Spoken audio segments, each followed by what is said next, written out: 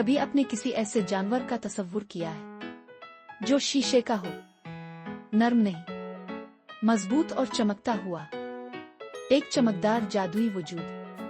यह है कुर्सेटिन चीता, एक ऐसा राज जिसे सदियों तक छुपाया गया।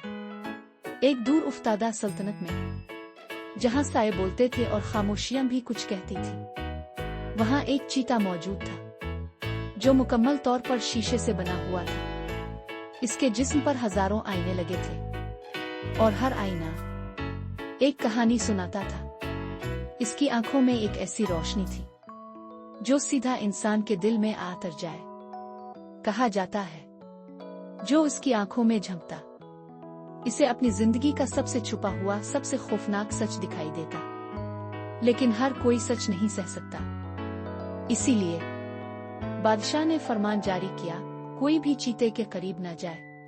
जो गया लूट कर नहीं आया मगर सच का तलबगार, एक मासूम लड़का अपनी जिद में जंगल में जा पहुंचा।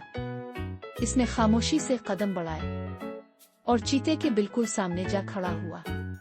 चीता खामोश था, लेकिन इसकी आंखें बोल रही थीं। लड़के ने आंखों में आंखें डाले और वो मंजर देखा जो किसी ख्वाब जैसा था, शायद किसी डरावने सच जैसा।